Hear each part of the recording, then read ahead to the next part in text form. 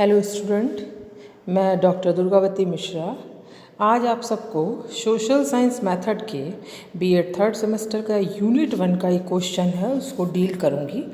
ये बड़ा important question है जो करीब करीब हर साल पूछा जाता है। तो उसमें सबसे पहला प्रश्न है, इतिहास शिक्षण के स्रोतों का परिभाषीकरण करते हुए स्रोत के प्रकार बताइए।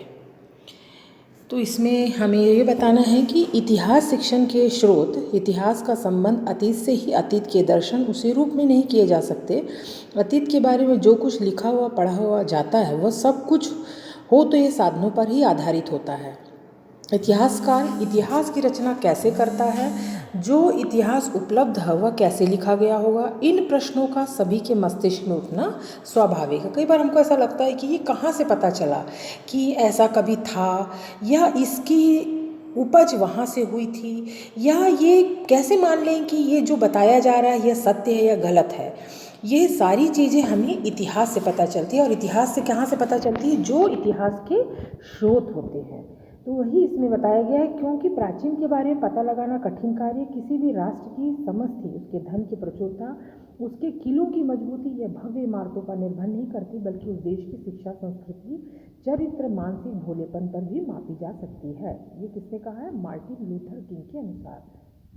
अब बात आती है कि स्रोत के प्रकार क्या है, मतलब इतिहास के बारे में जो हमें पता चलते हैं उसके क्या स्रोत हैं। तो कई प्रकार के प्रकार हैं, स्रोत हैं।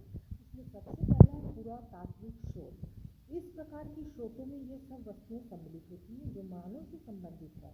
ऐसी वस्तुओं को हम खुदाई आदि द्वारा प्राप्त करते हैं अथवा विवश हुए जो इस समय भी विद्यमान है, जिनका प्रयोग इतिहास के लोगों ने न रहने, पहनने, खाने, युद्ध, सवारी, धार्मिक सृजन हेतु किया था। इन पुरातात्विक स्रोतों में ऐतिहासिक खंडहर, खुदाई में प्राप्त बर्तन, औजार, आभूषण, नगर विन्यास हुए तालाब, नदी, अनाज आदि सम्मिलित किए जाते हैं। इन स्रोतों के अंतर्गत ऐतिहासिक इमारतें, मंदिर, मीनार आदि आते हैं।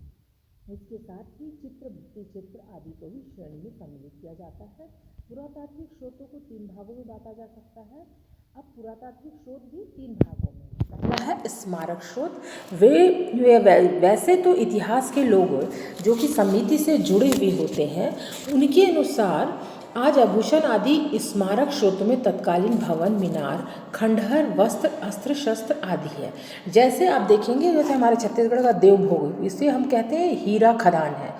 हीरा खदान हमें मालूम नहीं था, लेकिन ये पहले से बात चली आ रही थी, यहाँ हीरा खदान है, यहाँ पे हीरा मिलता है।